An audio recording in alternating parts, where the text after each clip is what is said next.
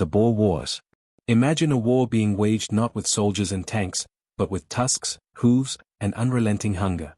Across America's farmlands, a silent invasion spreads like wildfire. Not a war declared by nations, but by beasts, feral, cunning, and unstoppable. These are the wild boars. Nature's armored tanks. Thick hide like battle armor, razor tusks sharp enough to rip flesh, and an appetite that knows no limit. They tear through crops, flatten fences, and leave devastation in their wake. Every night they advance, every dawn farmers wake to ruins.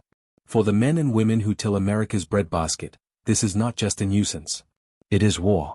The American nightmare. From Texas's endless plains to Georgia's rolling fields, farmers are watching lifetimes of work vanish overnight. Wild boars don't nibble, they annihilate. They don't graze, they devastate. A sounder of 30 hogs can reduce a 10-acre cornfield to wasteland in a single night. Soybeans, rice, peanuts, ripped out, trampled, shredded into mud. The numbers are staggering. $1.6 billion in damages across just 13 states. Texas alone shoulders a crushing $871 million. Georgia, $162 million. Oklahoma, $116 million. And for the average farmer? A gut-wrenching $2,415 drained each year.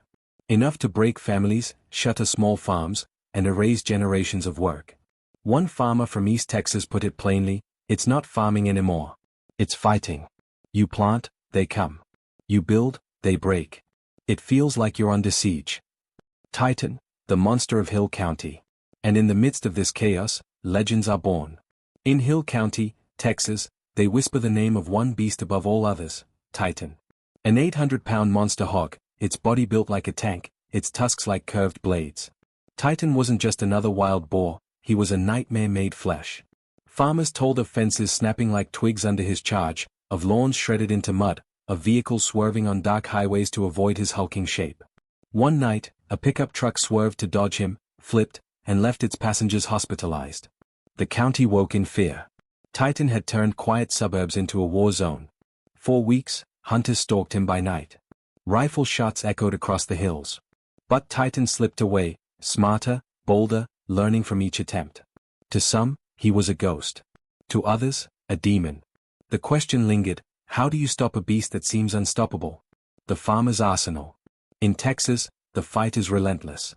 Some turn to hunting. Texas law allows year-round hog hunting, and each summer hunters take to the fields. Shotguns loaded, rifles zeroed, patience tested. A hunter has seconds to react when a hog bursts from the underbrush. One wrong move, and the hunter becomes the hunted. Helicopter hunts paint another picture of the war. From the skies, marksmen rain bullets on fleeing sounders, each hog sprinting like lightning through the brush. The thundering rotors, the cracks of rifles, the dust rising from stampedes, it looks like a battlefield. Yet even with 500,000 hogs killed each year in Texas, the population doesn't shrink fast enough. Others build walls. Steel fencing, 48 inches high, buried deep into the soil, reinforced with electric wires. Barriers that can withstand a charging hog, or even a pickup truck at 15 miles per hour. For small farmers, it's the last line of defense. Still, no matter how many are killed, more rise. Because wild boars are survivors. A single sow can birth up to 12 piglets twice a year. That's a 9% annual population boom. Every failed trap, every missed shot, makes them smarter. It is a war with no clear end. The Canadian resistance. But north of the border, a new chapter is being written. Canada faces its own rising tide of wild hogs, spreading across provinces like an advancing army. But Canadian farmers and scientists are fighting back, not just with rifles and fences, but with technology. Massive corral traps, spanning entire clearings, lure hole sounders inside. Farmers wait, watching live cameras on their phones. And with a single click, steel gates slam shut, capturing dozens at once. For the stragglers, box traps with motion sensors lie in wait, sending instant wireless alerts when a hog is caught. Night vision drones sweep the skies, stalking hogs across the wilderness, pinpointing their dens like something out of a spy thriller. And then, the most ruthless weapon of all, the Judas pig. Fitted with a GPS collar, one hog is released back into the wild. It leads hunters straight to its herd, betraying its own kind in a grim twist of biological warfare. As one Canadian farmer put it, you can't just fight them with bullets. You've got to outthink them. Outsmart them. Because these animals, they learn. The cunning enemy. And that's the true danger. Wild boars are no mindless beasts. They are intelligent, adaptable, and relentless. Every trap teaches them what to avoid. Every hunt teaches them how to survive. Push them too hard, and they scatter, splintering into smaller, harder-to-catch groups. Corner them, and they fight back, with tusks sharp enough to slice through muscle and bone. Even wolves, coyotes, and mountain lions hesitate to attack a full-grown boar. Farmers facing them alone know that hesitation means injury, or worse. This is not just a battle of strength. It is a battle of wits. Cliffhanger: can the tide be turned? So the war rages on. Across Texas, Georgia, Oklahoma, and beyond, farmers rise each day knowing the invaders will return by nightfall. In Canada, the resistance grows sharper, smarter, more innovative. But even there, the wilderness gives wild boars endless room to roam, regroup, and strike again. And the legend of Titan still lingers, a reminder that some enemies seem larger than life. The question remains, can America and Canada ever win this war? Or will the wild boars, cunning and relentless, continue their march until nothing is left but ruins? Stay with us, because this battle isn't over. The global frontlines. The war with wild boars in America and Canada is only one chapter in a much larger struggle. Across the world, the same question echoes: when the wild pushes back, can mankind endure? From the shores of Spain to the savannas of Africa, from Asia's jungles to Europe's fields, farmers and villagers wage daily battles, not against armies, but against nature itself. Europe under siege. In Spain, the beaches that once drew tourists now bear the tracks of wild boars. At night, herds descend from the hills, scouring trash bins, raiding restaurants, and even strolling into seaside resorts. Their presence is so brazen that vacationers film them walking down streets as if they own them. In Italy, the problem is more than a nuisance, it's an economic crisis. Thousands of boars raid farms and vineyards, destroying grape harvests meant for the country's famous wines. Road collisions claim lives each year, and in Rome, panicked drivers swerve as massive hogs cross highways in the dead of night. For centuries, Europe hunted boars with spears and hounds. Today, rifles and traps have replaced them, but still the numbers grow. The animals adapt, spreading into new habitats, thriving where humans least expect them. One Italian farmer said bitterly, "It's like living next to an army that never sleeps. You build, they destroy. You plant, they eat. We are prisoners in our own land." Africa's endless struggle. But if Europe is under siege, Africa is at war. Here, the enemies are not just hogs, but elephants, hyenas, and lions. At night, hyenas circle villages, their eerie laughter breaking the silence. Farmers keep watch with fire and spear, knowing one mistake could cost them their livestock, or their lives.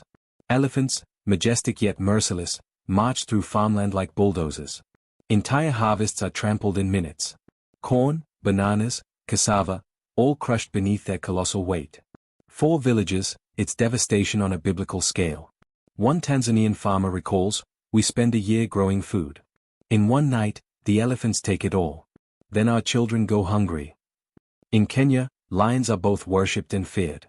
Farmers rise to find their cattle gone, throats torn out under the stars. To protect their herds, some build fortified corrals. Others patrol the night with little more than flashlights and courage. Yet every morning, the war begins again. Africa's battles are not just about crops, they are about survival itself. Asia's deadly rivals. In the jungles of Indonesia, another ancient predator roams, the Komodo dragon. Silent, patient, armed with venomous saliva and jaws strong enough to crush bone, these giant lizards stalk goats, pigs, and sometimes humans. Villagers tell stories of children snatched from paths, of men who never returned from hunting trips. For them, Komodos are not just animals, they are dragons reborn from myth. Across India, elephants raid villages in the dead of night. Whole herds storm rice paddies and sugarcane fields.